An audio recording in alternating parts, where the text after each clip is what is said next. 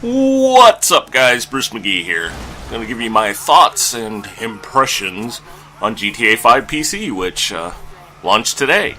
Today, the day I'm recording this, and the day I'm going to post it. It actually unlocked yesterday afternoon for me.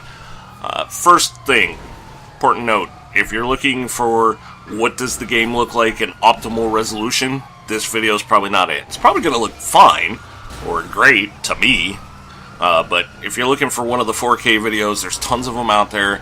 This is more for impressions and also because my machine's more middle of the road. But I'll discuss graphics a little later, because I think that's an important facet for those of you that don't have Uber gaming machines. I think the first thing I should do is give you a little bit of backstory with me and GTA. I played a lot of the early ones, 1, 2, and 3, on consoles, buddies' consoles usually. And I enjoyed them. You know, they were fun to play around with. And I got 4 on Steam, on a Steam sale. Probably one of the Christmas sales. Hated it. Thought the controls were crappy. Thought the combat was junk. Didn't enjoy the story missions. None of that stuff appealed to me. It felt like it was taking forever to get some freedom and space to go screw around in free play mode, as I'm doing in this footage. And honestly, just didn't feel like it was any fun. And I tried playing it multiple times. Now, some of that with the controls might have been me, but a lot of it just felt like the game wasn't all that great.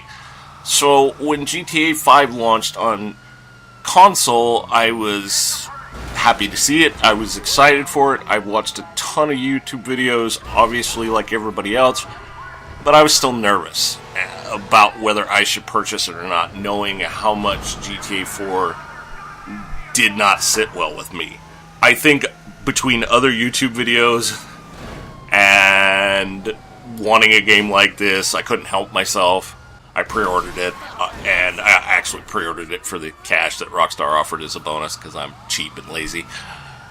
So, yesterday when it unlocked, I was a little nervous.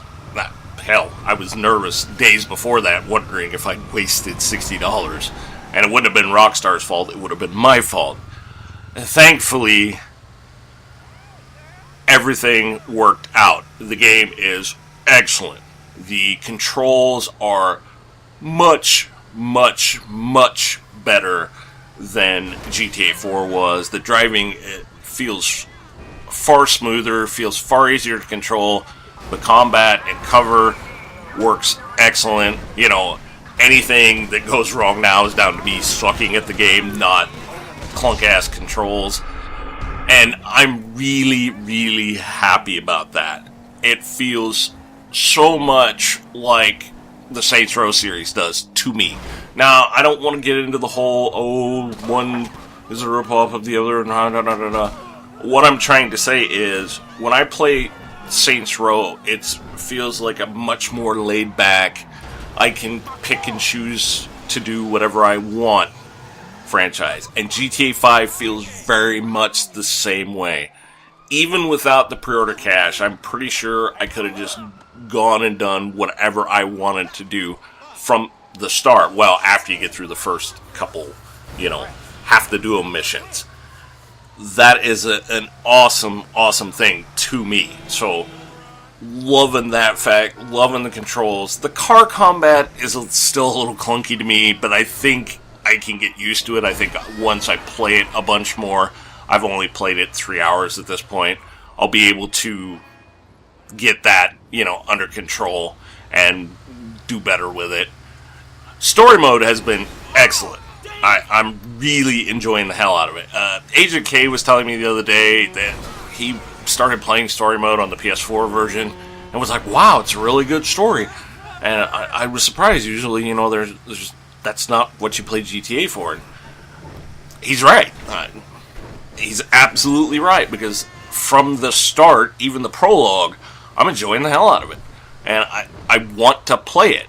And that's just another addition to the game that's gonna make me want to play it longer, which GTA 4 did not have to me. Obviously, this is not news to anybody that played the console version, but it was just such an eye-opening surprise to me. It made me so happy. In fact, it's why I'm doing this first impressions video. I probably would have waited otherwise. I'm looking forward to doing the story mode. And that brings up another important point. Again, like Saints Row, this feels like I can just pick and choose what I want to do. I can do story mode, I can do the little side missions, or freaks as they call them. I can go drive around and see the sights, I can go do the hobbies or whatever. There's so much to do that if something's frustrating you, you can go do something else. And anytime a game does that, it's always awesome. Saints Row, Just Cause. A lot of open world games like GTA do that. Red Dead Redemption, another Rockstar product, perfect example. So that absolutely makes this game totally worth it. I already feel like I got my $60 worth, which in this day and age, and as cranky as I can get anymore, is friggin' awesome. Let's move on to the graphics. Yeah, obviously this game, if you've got a top-end machine, will run beastly. Even I've watched a couple 4K videos, and if you've ever heard our WonderPod podcast, you'll know that I am not a graphics aficionado. I'm just not me. Even if I had an Uber machine, I want my games to run stable. I want them to look good, and after that, I don't care.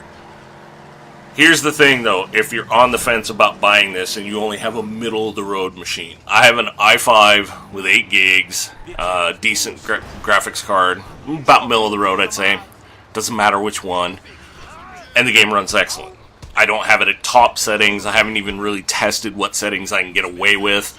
But for what I need, as you can see in the footage, it works awesome. So if you're not worried about graphics, but you are worried that your machine can't even run the game, I think a lot of the middle road machines can run the game and you can have an awesome time at it. I haven't even really felt any in-game lag when driving, combat, when there's a lot of models on screen, which is really awesome. I saw the specs and I was a bit concerned that I was going to have to be playing at really crappy resolution, which would have been okay as good as this game is, but it's kind of nice that Rockstar got it right in that, you know, it'll run 4K, it'll run 1080 at 60 FPS, and it'll also run pretty decent on down the chain. Definitely not a lower end machine game though, so be careful there. You'll notice in this footage, depending on how much of it I use, that I'm cutting in a little bit of odd spots even for me. That's due to the music, which other YouTubers have talked about, but I'm going to talk about too. It seems silly to me in this day and age that music companies are so pathetic that I can't even use in-game music on my YouTube channel, but that appears to be the case. So that's the reason for those cuts. The music is excellent though. One of the things, again, I love about Saints Row is the music in it. GTA5 hit it out of the park. It's ever been as good as Saints Row 3, and it just nailed it. And I'm really happy to see that.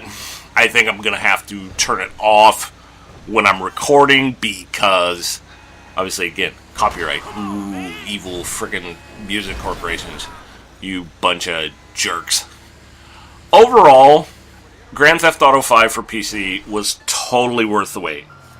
I wish Rockstar would get their shit together enough to not make us wait as long. But even though to the snarky console-only boys, or man-babies would be a better term, it's a 1.5 old game. Yeah, well, you know what? It's pretty freaking awesome for a 1.5 old game. And I'm glad that I held out for the PC version, that I didn't get the 360 version. I don't own an Xbox One, so I couldn't get that version. The game runs awesome. It's on Steam. I'm looking forward to playing GTA Online. I doubt I'll do an impressions piece on that one, but you never know. As to future videos, this is something I really wanted to discuss as a tag to or ending to the impressions video. I'm not sure what I'm going to do there. I've watched a lot of GTA 5 Let's Plays, and while I don't care about taking ideas from other people, One of the downsides to this being a year and a half old game is it feels like everybody else has done everything there is to do. You're gonna get that in your head if you want to record videos and try to be original. I mean, I'm Mr. Toils and Obscurity Man, and even I want to try and find new things to do in the game. I don't think that's going to be possible. One of the byproducts of watching the Let's Plays and stuff is there are times when I'm driving through the city and I'm like, oh, I remember when this happened there, and oh, it's almost like you're a tourist. Like you saw this stuff on TV, now you're actually there. It's silly, yes, but you can't help it. I find it cool, personally. That said, so what am I supposed to do with videos? One of the ideas I've got is I may take individual things that other people have used or other things that appeared on videos, like the fire truck, cargo bob, the big dump truck, and see if I can cobble together single videos with each one having fun. Now, fun means to me, and hopefully the viewing audience. I really hope you guys will like it too. But it's really all going to come down to, can I put together videos that make me chuckle and hopefully will entertain the viewers I have of my channel. It's a strange thing to me, and that's why I'm rambling on about this, as I've never really had this feeling of, oh shit, everything's already been done in this game, even though I record old games all the time. It's really strange with GTA. Maybe I've watched one too many Let's Plays from Achievement Hunter, Jacksepticeye, and all the rest. Who knows? Bottom line, guys, GTA 5 is awesome. If you've got a middle-of-the-road machine on up to the Uber gaming rig, you're going to be set. I can't recommend it enough, and that's really all I got. So until the next video, I'm out of here. See you, people.